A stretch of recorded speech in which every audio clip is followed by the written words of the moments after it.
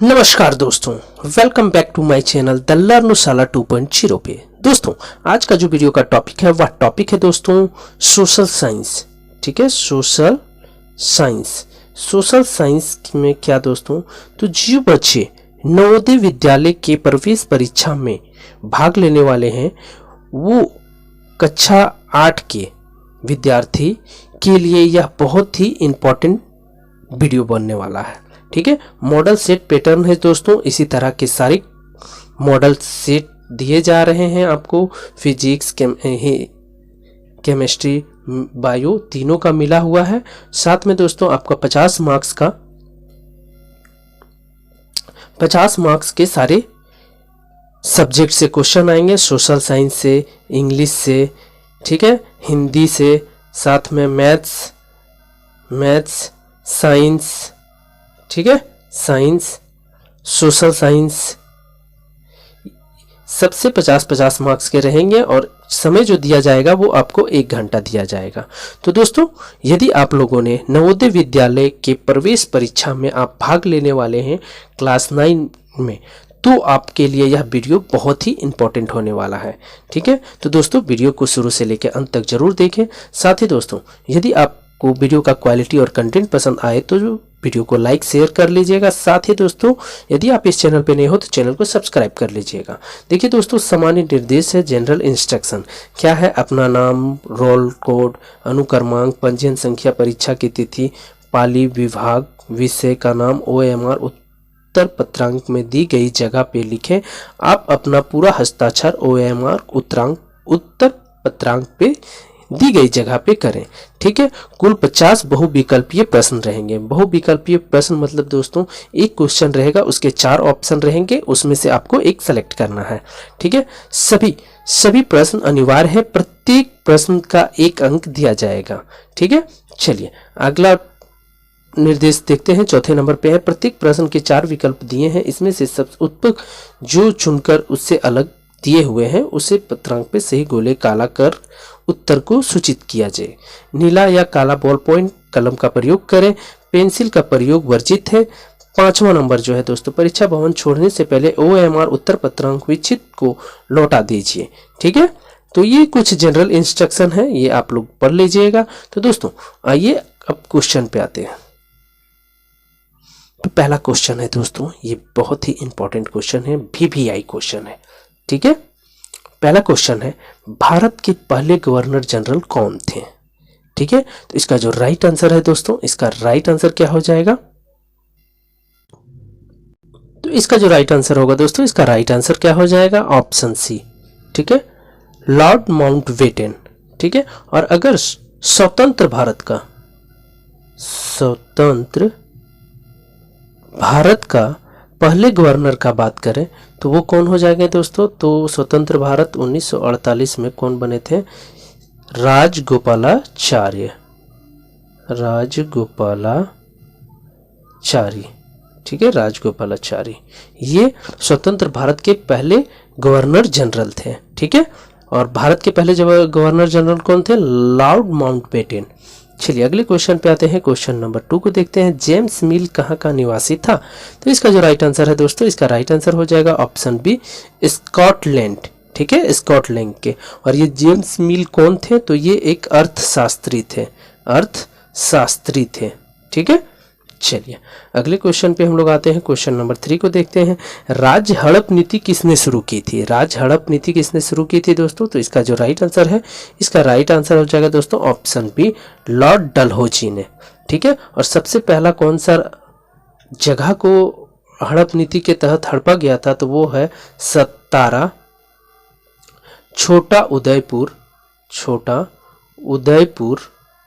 ठीक है, और साथ में दोस्तों नागपुर। ये 3 जगह जो कि जिसे हड़प नीति के द्वारा इन तीनों राज्य को हड़पा गया था। उसके बाद धीरे धीरे प्रक्रिया और आगे बढ़ती गई। क्वेश्चन नंबर 4 को देखते हैं। टीपू सुल्तान कहाँ का शासक था? तो इसका जो राइट आंसर होगा दोस्तों, इसका राइट आंसर ऑप्शन सी हो जाएगा, मैसूर का। और वो कब बना था दोस्तों? तो 1761 ईस्वी में। ओके, चलिए अगले क्वेश्चन में आते हैं। क्वेश्चन नंबर 5 को देखते हैं। रैयतवाड़ी व्यवस्था किस क्षेत्र में लागू की गई थी? तो इसका जो राइट आंसर होगा दोस्तों, इसका राइट आंसर हो जाएगा ऑप्शन सी, मद्रास और मुंबई में। और ये कब लागू किया गया था दोस्तों? 1792 ईस्वी में। ओके, चलिए क्वेश्चन नंबर 6 को देखते हैं। महालवाड़ी व्यवस्था किसने तैयार की?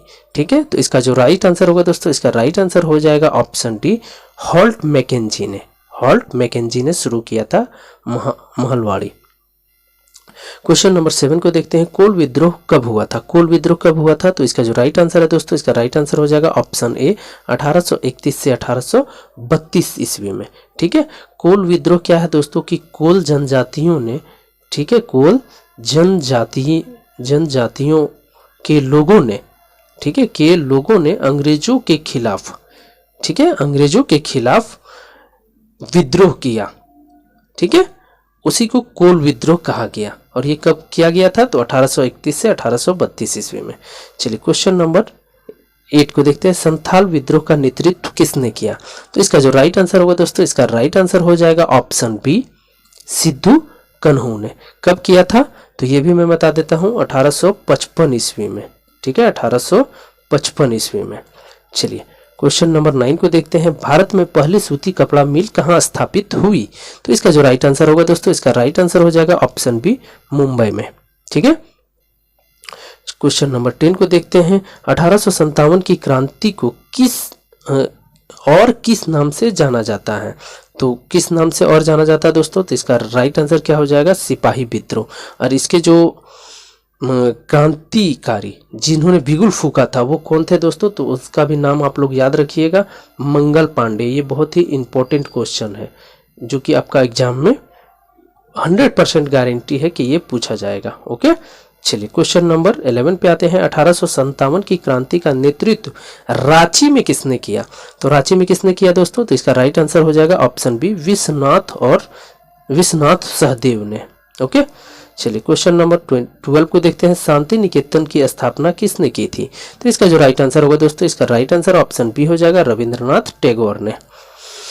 क्वेश्चन नंबर 13 पे आते हैं। भारतीय शिक्षा का मेघना काटा कहा जाता है, किसे कहा जाता है दोस्तों? तो इसे कहा जाता है ऑप्शन बी, चार्ल्स वुड के नीति पत्र को। ठीक है, भारतीय शिक्षा का मेघना काटा कहा जाता है। क्वेश्चन नंबर 14 पे आते हैं। सती प्रथा को दूर करने का श्रेय किसको है? ठीक है, तो इसका जो राइट आंसर है दोस्तों, इसका राइट आंसर हो जाएगा ऑप्शन डी। ठीक है, option D, Lord William Bentinck को जाता है। ठीक है, चलिए अगले क्वेश्चन पे आते हैं। क्वेश्चन नंबर, हिंदू विधवा पुनर्विवाह अधिनियम किस वर्ष लागू हुआ? तो इसका जो राइट आंसर है दोस्तों, इसका राइट आंसर हो जाएगा ऑप्शन ए, 1829 ईस्वी में लागू हुआ। क्वेश्चन नंबर 16 पे आते हैं। आर्य समाज की स्थापना किसने की? आर्य समाज की स्थापना किसने की? तो इसका राइट आंसर हो जाएगा ऑप्शन सी। ये भी आई क्वेश्चन है दोस्तों, very very important. Dayanand Saraswati. कब किया था दोस्तों? तो किया था 1875 ईस्वी में, 1875 ईस्वी में। ठीक है, चलिए अगले क्वेश्चन पे आते हैं। क्वेश्चन नंबर 17 पे, निम्न में से कौन सा पारसी समाज के अग्रणी समाज सुधारक थे? तो इसका जो राइट आंसर है दोस्तों, इसका राइट आंसर ऑप्शन सी हो जाएगा, दादा भाई नौरोजी ने। क्वेश्चन नंबर 18 को देखते हैं। बंगाल विभाजन के समय भारत का गवर्नर जनरल कौन था?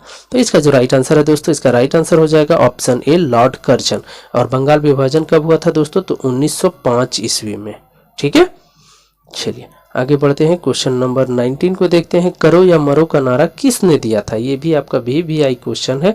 इसका जो राइट आंसर होगा दोस्तों, इसका राइट आंसर हो जाएगा ऑप्शन बी, महात्मा गांधी ने। ओके, क्वेश्चन नंबर 20 पे आते हैं। 1928 ईस्वी में ओलंपिक में हॉकी का स्वर्ण पदक जीतने वाली भारतीय टीम के कप्तान कौन थे? तो इसका जो राइट आंसर होगा दोस्तों, इसका राइट आंसर हो जाएगा ऑप्शन डी, जयपाल सिंह मुंडा। ठीक है, और वो कौन से ओलंपिक में दोस्तों? तो 1928 का ओलंपिक, 1928 ईस्वी का ओलंपिक। ठीक है, ओलंपिक जो कि कहाँ पे हुआ था दोस्तों? तो ये भी आप लोग याद रखिएगा, एम्स्टर्डम में हुआ था। ठीक है, चलिए क्वेश्चन नंबर 21 पे आते हैं। विश्व का सबसे बड़ा लिखित संविधान किस देश का है? तो इसका जो राइट आंसर है दोस्तों, इसका राइट आंसर ऑप्शन सी हो जाएगा, भारत। भारत के पास विश्व का सबसे बड़ा संविधान है, जिसमें ये भी याद रखिएगा 12 अनुसूचियां, ठीक है, 12 अनुसूचियां, 22 भाग और 448 अनुच्छेद हैं, ठीक है, 448 अनुच्छेद है। चलिए आगे बढ़ते हैं, क्वेश्चन नंबर 22 देखते हैं। संविधान द्वारा प्रदत्त मौलिक अधिकारों की संख्या कितनी है? तो इसका जो राइट आंसर होगा दोस्तों, इसका राइट आंसर हो जाएगा ऑप्शन बी, ठीक है, 6। ठीक है, तो शुरुआत में दोस्तों 7 था, ठीक है। इससे संपत्ति का अधिकार, संपत्ति का अधिकार को मौलिक अधिकार से हटा दिया गया, ठीक है, संपत्ति का अधिकार को मौलिक अधिकार से हटा दिया गया। तो अब मौलिक अधिकार मेरा कितना रह गया? 6, ठीक है। चलिए आगे हम लोग बढ़ते हैं, क्वेश्चन नंबर 23 को देखते हैं। भारत एक संप्रभु राष्ट्र कब बना? तो इसका जो राइट आंसर होगा दोस्तों, इसका राइट आंसर हो जाएगा ऑप्शन बी, 26 जनवरी 1950। संप्रभु राष्ट्र कहने का मतलब दोस्तों कि संविधान लागू हुआ था। संविधान कब लागू हुआ था? तो 26 जनवरी 1950 ईस्वी को, ठीक है। चलिए आगे हम लोग बढ़ते हैं, क्वेश्चन नंबर 24 को देखते हैं। लोकसभा और विधानसभा के चुनाव में कितने वर्षों का अंतराल पर होता है? तो इसका जो राइट आंसर होगा दोस्तों, इसका राइट आंसर हो जाएगा ऑप्शन सी, 5 वर्ष। चलिए क्वेश्चन नंबर 25 देखते हैं। भारत की प्रथम महिला राष्ट्रपति का क्या नाम है? तो इसका जो राइट आंसर होगा दोस्तों, इसका राइट आंसर हो जाएगा ऑप्शन बी, प्रतिभा सिंह पाटिल। और वर्तमान में जो अभी राष्ट्रपति है भारत का, वो कौन है दोस्तों? यानी कि 2024 का अभी करंट ईयर जो चल रहा है 2024, इस समय वर्तमान के राष्ट्रपति जो है वो है द्रौपदी मुर्मू।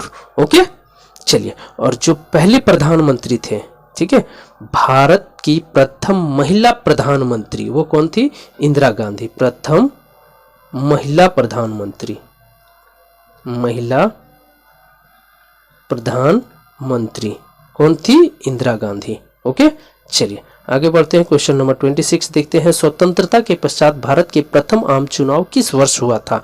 तो इसका जो राइट आंसर होगा दोस्तों, इसका राइट आंसर हो जाएगा ऑप्शन ए, 1952 ईस्वी में। 27 पे आते हैं। लोकसभा में सदस्यों की अधिकतम संख्या कितनी निश्चित की गई है? तो इसका जो राइट आंसर होगा दोस्तों, इसका राइट आंसर हो जाएगा ऑप्शन ए, 543।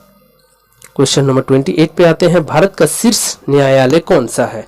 तो इसका जो राइट आंसर होगा दोस्तों, इसका राइट आंसर हो जाएगा ऑप्शन बी, सर्वोच्च न्यायालय। 3 न्यायालय होता है, कौन कौन? सर्वोच्च न्यायालय, ठीक है, उच्च न्यायालय और जिला न्यायालय। यानी कि सुप्रीम कोर्ट, सुप्रीम कोर्ट, ठीक है, उसके बाद आ जाइए हाई कोर्ट, हाई कोर्ट, उसके बाद आ जाइए सिविल कोर्ट, ठीक है, जिसे जिला न्यायालय हम लोग कहते हैं। चलिए आगे हम लोग बढ़ते हैं। देश में उच्च न्यायालयों की संख्या, कुल संख्या कितनी है? तो इसका जो राइट आंसर है दोस्तों, इसका राइट आंसर हो जाएगा आपका ऑप्शन सी, ठीक है, ऑप्शन सी, 24। लेकिन दोस्तों वर्तमान में कुल उच्च न्यायालयों की संख्या यानी कि हाई कोर्ट की संख्या कितना हो गया है? 25, ठीक है। कब से हुआ है ये भी मैं आप लोगों को बताता हूं। तो 1 जनवरी 2019, 1 जनवरी 2019 को जब आंध्र प्रदेश एक अलग राज्य बना, आंध्र प्रदेश जब एक अलग राज्य बना, तब एक नया हाई कोर्ट का बनाया गया। इसलिए 24 से अब जो न्यायालय की संख्या हो गया, उच्च न्यायालयों की संख्या वो कितने हो गया? 25, ठीक है, याद रखिएगा आप लोग। क्वेश्चन नंबर 30 पे आते हैं। भारतीय संविधान के किस अनुच्छेद के द्वारा अस्पृश्यता का उन्मूलन किया गया है? तो इसका जो राइट आंसर होगा दोस्तों, इसका राइट आंसर हो जाएगा ऑप्शन ए, 17। चलिए क्वेश्चन नंबर 31 पे आते हैं। झारखंड में कुल कितने प्रकार की जनजातियां निवास करती है? तो इसका जो राइट आंसर है दोस्तों, इसका राइट आंसर हो जाएगा ऑप्शन डी, 32। क्वेश्चन नंबर 32 पे आते हैं। सर्व शिक्षा अभियान की शुरुआत कब की गई थी? तो इसका जो राइट आंसर होगा दोस्तों, इसका राइट आंसर हो जाएगा ऑप्शन डी, 2001 से 2002 के बीच में। क्वेश्चन नंबर 33 पे आते हैं, कौन सी योजना गरीब महिलाओं को निःशुल्क एलपीजी ठीक है गैस कनेक्शन उपलब्ध कराने से संबंधित है। एलपीजी का फुल फॉर्म क्या होता है दोस्तों? तो एलपीजी का होता है लिक्विड पेट्रोलियम गैस। इसका फुल फॉर्म भी पूछा जाता है दोस्तों। एलपीजी का फुल फॉर्म क्या होता है? Liquid petroleum gas. ठीक है, तो इसका जो राइट आंसर होगा दोस्तों, इसका राइट आंसर हो जाएगा ऑप्शन डी, प्रधानमंत्री उज्ज्वला योजना के तहत महिलाओं को ठीक है एलपीजी यानी गैस का मुफ्त कनेक्शन दिया जाता है। ओके, क्वेश्चन नंबर 34 पे आते हैं, विश्व तंबाकू निषेध दिवस किस तिथि को मनाया जाता है? तो इसका जो राइट आंसर होगा दोस्तों, इसका राइट आंसर ऑप्शन बी हो जाएगा 31 मई को। क्वेश्चन नंबर 35 पे आते हैं, सरकार ने बच्चों से संबंधित समस्याओं की शिकायत के लिए एक हेल्पलाइन नंबर शुरू किया है, इसे चाइल्ड हेल्पलाइन नंबर क्या है? इस चाइल्ड हेल्पलाइन नंबर क्या है? ठीक है, तो इसका जो राइट आंसर होगा दोस्तों, इसका राइट आंसर हो जाएगा ऑप्शन सी 1098। ठीक है, 1098 यानी कि चाइल्ड हेल्पलाइन नंबर है। क्वेश्चन नंबर 36 पे आते हैं, कोयला किस प्रकार का संसाधन है? तो कोयला किस प्रकार का संसाधन है दोस्तों? तो यहाँ पे अ लगा लीजिएगा, अनवीकरणीय संसाधन है। ठीक है, अनवीकरणीय संसाधन है कोयला। क्वेश्चन नंबर 37 पे आते हैं, जिस संसाधन का उपयोग किया जा रहा हो तथा जिसकी मात्रा भी ज्ञात हो वैसे संसाधन को क्या कहते हैं? तो वैसे संसाधन को कहते हैं दोस्तों वास्तविक संसाधन। ओके, चलिए आगे हम लोग बढ़ते हैं। क्वेश्चन नंबर 38 पे आते हैं, निम्न में से कौन सा नवीकरणीय संसाधन है? तो इसका जो राइट आंसर होगा दोस्तों, इसका राइट आंसर हो जाएगा ऑप्शन सी जल। ठीक है, चलिए क्वेश्चन नंबर 39 पे आते हैं, झारखंड में स्थित एकमात्र राष्ट्रीय उद्यान वेतला नेशनल पार्क किस जिले में है?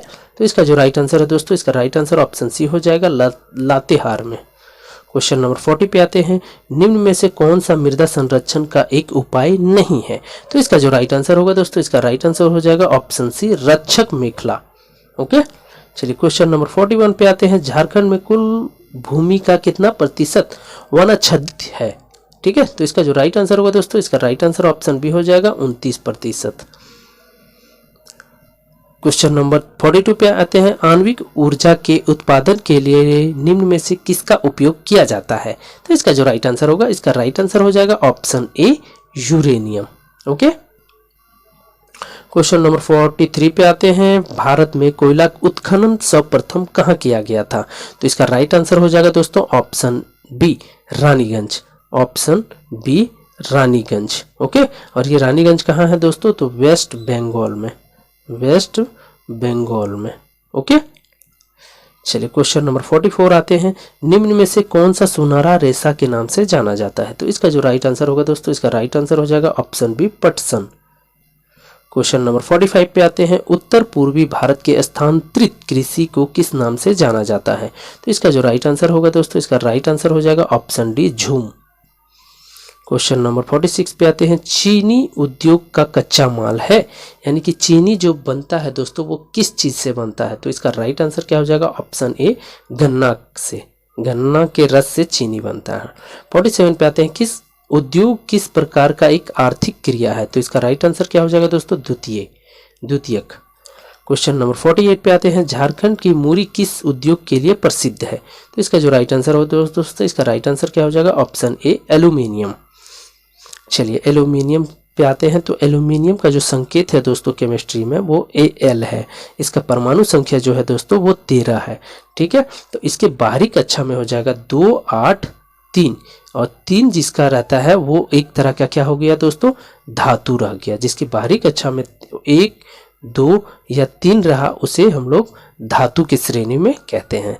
ठीक है, 4 जिसका बाहरी कक्षा में रहा इलेक्ट्रॉनिक्स विन्यास में उसे हम लोग सेमीकंडक्टर कहते हैं। क्या कहते हैं? सेमीकंडक्टर। ये सब भी आप लोग याद रखिएगा। ठीक है, चलिए, और 5 से लेके 7 तक जो रहता है दोस्तों उसे कहते हैं हम लोग अधातु। क्या कहते हैं? अधातु।